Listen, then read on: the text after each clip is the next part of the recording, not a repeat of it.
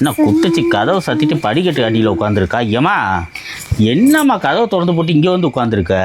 சரசக்கா வரேன்னு சொல்லிச்சு, அதுக்கு தான் உட்காந்துருக்கேன். என்ன வளையல் புதுசா இருக்கு? ஆமா, இதை பார்க்க தான் சரசக்கா வருது. நான் ஃபோன்ல சொன்னேன், அக்கா நான் ஒரு இன்ஸ்டாகிராம் பேஜ்ல வளையல் வாங்கியிருக்கேன்னு. 50 வேலையை விட்டுட்டு புடுன்னு ஒடியாரும் பாரு. இப்ப இதுக்குமா இது எங்க இருந்துமா வாங்கின? இத நான் இன்ஸ்டாகிராம்ல மயில்குட்டி பொட்டிக்ல இருந்து வாங்கினேன். மயில்குட்டி பொட்டிக்ஸா? ஆமா, அங்க இருந்து வாங்கினேன். இந்த மாதிரி பேங்கிள்ஸ், கண்ணாடி வளையல், அப்புறம் த்ரெட் பேங்கிள்ஸ். இங்க பாரு, இந்த மாதிரி எல்லா பேங்கிள்ஸும் அவைலபிள்ல இருக்கு.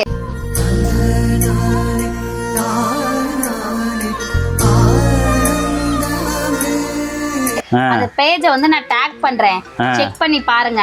அதுவும் இல்லாம ஸ்கிரீன்ல அவங்க நம்பரையும் கொடுக்குறேன், வாட்ஸ்அப் நம்பரு, அதுக்கும் சேட் பண்ணிக்கலாம். அது போக இங்க பாருங்க, தாமரை நான் நிறைய பேஜ்ல பாத்தீங்க, ரொம்ப காசு கூட வந்துச்சு.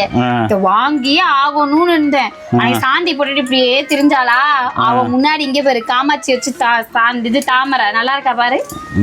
நல்லாதான் இருக்கு, கியூட்டா இருக்கா. கண்ணாடி வளையல் போட்டு கரக்கட்டியும் போட்டுக்கலாம். இப்படி நல்ல ஒரு கல்யாணத்துக்குலாம் போறப்ப அப்படி ஹாய் அப்படி அழகா காட்டலாம்ல. இங்க பாருங்க, நான் இதெல்லாம் சேர்த்து எவ்வளவுக்கு வாங்கினேன் தெரியுமா?